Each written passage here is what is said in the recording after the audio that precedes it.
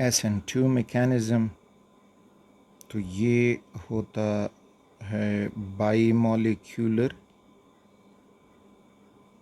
Nucleophilic substitution reaction.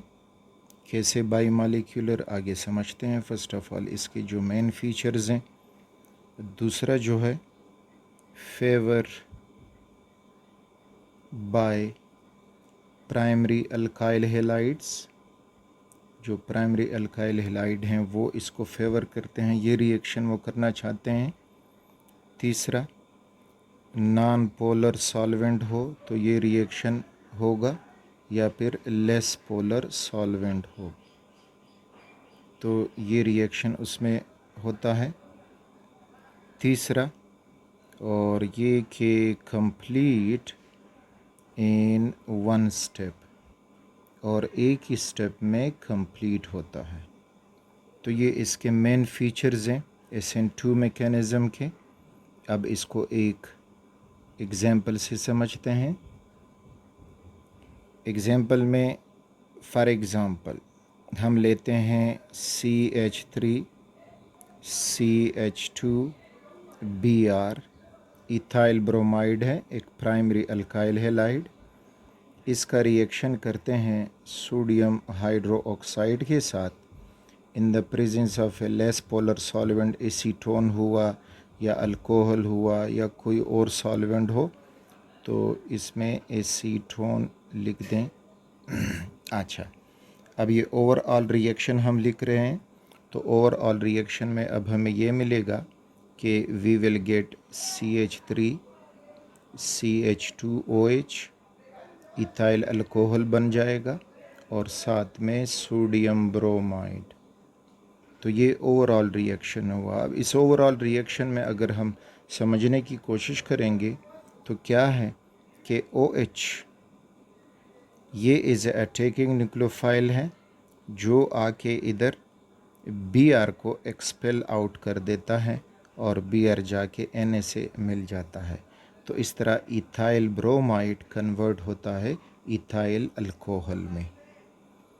अब जब ये वन स्टेप मैकेनिज़्म है तो एक ही स्टेप में ये होगा कि अटैकिंग न्यूक्लियोफाइल और लिविंग न्यूक्लियोफाइल दोनों बैक वक्त निकलने की कोशिश करेंगे। तो उस मैकेनिज़्म को समझते हैं। सो हम OH लेते हैं, ये हुआ OH जो अटैकिंग न्यूक्लियोफाइल है, और प्लस यहाँ पे हो जाएगा हमारे पास जो प्राइमरी अल्काइल हैलाइड है, तो इसको हम यूँ रिप्रेजेंट करते हैं कि कार्बन जिसके साथ ब्रोमीन अटैच्ड है और ये उसके साथ मीथाइल है एंड हैविंग अदर 2 हाइड्रोजन्स। अच्छा, अब ये जो है एक ट्रांजिशन स्टेट में दाखिल होगा, और वो स्टेट क्या है कि यहाँ पे ब्रोमीन जो है वो नेगेटिव है, कार्बन पॉजिटिव है। तो ये जो OH अटैकिंग न्यूक्लियोफाइल है तो ये कार्बन की तरफ अप्रोच कर जाएगा। जो ही ये अप्रोच होगी तो ये एक ट्रांजिशन स्टेट में दाखिल होंगे। ट्रांजिशन स्टेट में OH है और फिर ये वहीं इथाइल ब्रोमाइड CH3, ये H हुआ और ये Br। अच्छा, अब यहाँ पे ये होने वाला है कि OH और कार्बन का बॉन्ड बन रहा होगा, और जो ब्रोमीन है और कार्बन तो उनका बॉन्ड टूटने को होगा।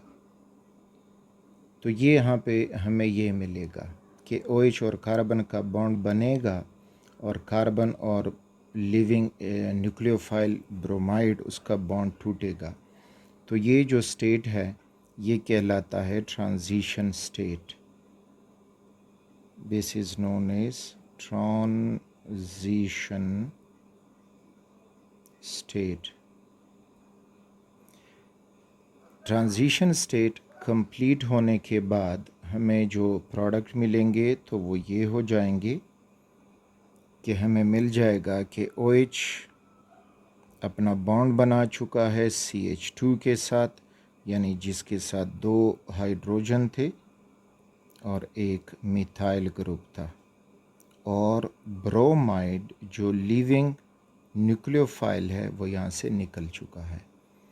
तो यहीं जो एक ही स्टेप है, this is the slow step, और स्लो स्टेप जो होता है वो रेट डिटरमाइनिंग स्टेप होता है। तो अब अगर हम देख लें इसी स्लो स्टेप में वी आर गेटिंग 2 मॉलिक्यूल्स जो पार्टिसिपेट कर रहे हैं। एक मॉलिक्यूल है जो न्यूक्लियोफाइल है, अटैकिंग न्यूक्लियोफाइल, और दूसरा मॉलिक्यूल जो है that is the primary alkyl halide. तो 2 मॉलिक्यूल जो हैं वो रेट इक्वेशन या रेट स्टेप में मौजूद हैं। तो इस वजह से हम इसको अगर अब लिखेंगे तो रेट इज इक्वल टू के rate constant, molar concentration of the attacking nucleophile hydroxide ion into molar concentration of the primary alkyl halide that was ethyl bromide. तो अब अगर हम देखें there are 2 molecule involved in the rate step, तो इस वजह से so called बाईमॉलिक्यूलर, इसको बाईमॉलिक्यूलर इस वजह से कहते हैं, या SN2 फॉर बाईमॉलिक्यूलर। और फिर अगर हमसे इसके आर्डर का पूछा जाए तो ये पावर 1 है और ये भी पावर 1 है, तो ऑर्डर ऑफ दिस रिएक्शन जो है वो सेकंड ऑर्डर है। तो सेकंड ऑर्डर रिएक्शन है और मॉलिक्यूलरिटी इसकी 2 है, 2 मॉलिक्यूल इसमें मौजूद हैं, तो मॉलिक्यूलरिटी इसकी 2 हो गई। तो यहाँ तक ये पॉइंट के हमने देखा कि ये जो है 1 स्टेप मैकेनिज़्म है, प्राइमरी अल्काइल हैलाइड इसको परफॉर्म करते हैं। तो देखते हैं कि ऊपर कैरेक्टरिस्टिक में हमने समझा कि बाई मॉलिक्यूलर क्या होगा, वो हम समझ गए। Favoured by primary alkyl halide क्यों, अब ये एक्सप्लेन करेंगे। Non polar solvent, less polar solvent, और कंप्लीट इन 1 स्टेप। तो ये 2 पॉइंट तो हमने समझ लिए। अब favour by primary alkyl halide कि प्राइमरी अल्काइल हैलाइड में ये स्पेशली क्यों होता है।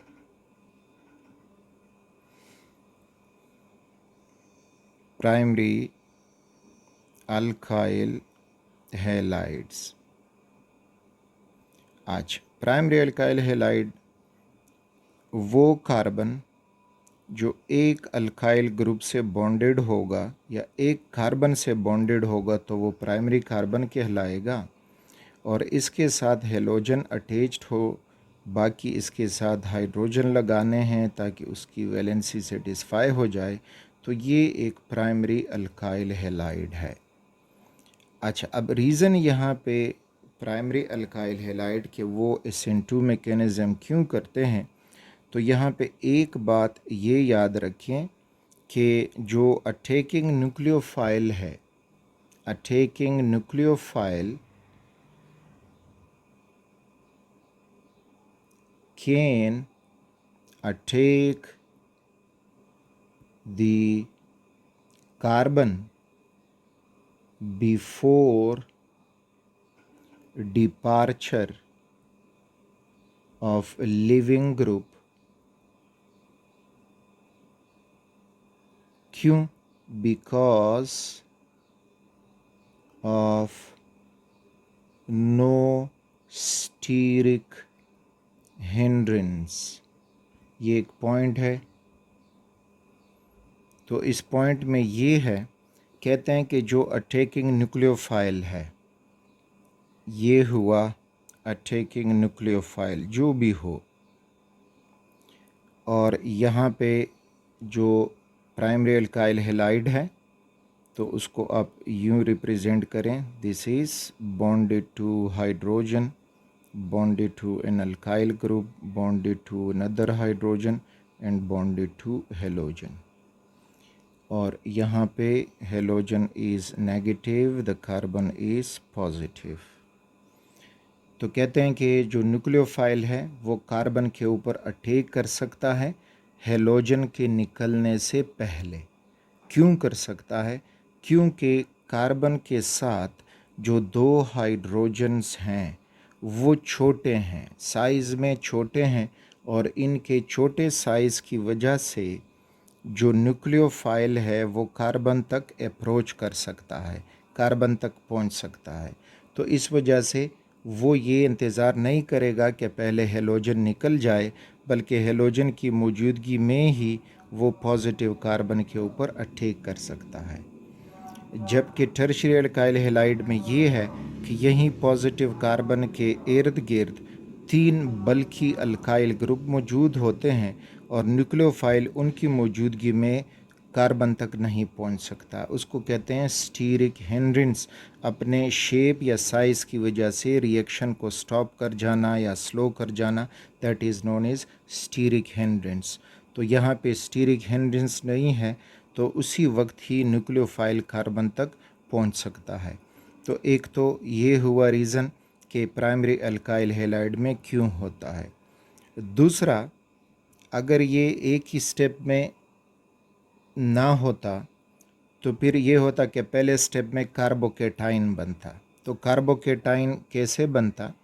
जो दूसरा रीज़न है कि ये हुआ RCH2 एंड X, और अब अगर कार्बोकेटाइन बनता तो ये बॉन्ड हेलोजन की तरफ टूट जाएगा and we will get RCH2 with a positive charge, और साथ में जो हेलोजन है वो निकल जाएगा हैविंग ए नेगेटिव चार्ज। अब यहाँ पे ये जो है, दिस इज़ प्राइमरी कार्बोकेटाइन या कार्बोनियम आयन, कार्बोकेटाइन, जो कि बहुत ही अनस्टेबल होता है, अनस्टेबल होता है। तो अनस्टेबिलिटी की वजह से ये नहीं बन सकता या नहीं बनता। तो इस वजह से कार्बोकेटाइन के बनने से पहले ही जो न्यूक्लियोफाइल है वो इस कार्बन पे अटैक कर जाएगा, क्योंकि प्राइमरी कार्बोकेटाइन अनस्टेबल होता है, और अनस्टेबल मीन कि इसकी एग्जिस्टेंस के चांसेस बहुत ही कम हैं। कार्बोकेटाइन की स्टेबिलिटी का ऑर्डर याद हो, tertiary carbocation more stable then secondary carbocation and more stable then primary carbocation. तो ये दो रीज़न थे कि एक जो पार्शल पॉजिटिव कार्बन है, न्यूक्लियोफाइल वहाँ इजीली पहुँच सकता है, तो एक ही स्टेप में रिएक्शन होगा। और फिर ये दूसरा रीज़न कि जो प्राइमरी कार्बोकेटाइन बनेगा तो वो अनस्टेबल होता है, तो इस वजह से वो नहीं बन पाएगा, और एक स्टेप में न्यूक्लियोफाइल आके जो लिविंग न्यूक्लियोफाइल है उसको एक्सपेल कर देगा। तो ये था रीज़न इसके लिए। सॉल्वेंट इफ़ेक्ट में अब हमने समझा कि भाई ये जो हैं फेवर करते हैं नॉन पोलर सॉल्वेंट्स, और दूसरे होते हैं पोलर सॉल्वेंट्स। अच्छा, अब नॉन पोलर सॉल्वेंट ये फेवर क्यों करते हैं? क्योंकि नॉन पोलर सॉल्वेंट इस्तेमाल करेंगे तो ये क्रिएट करता है एक स्ट्रॉन्ग न्यूक्लियोफाइल, और पोलर सॉल्वेंट जो हैं वो क्रिएट करते हैं एक स्ट्रॉन्ग बेस। तो पॉइंट ये आपके जहन में हो।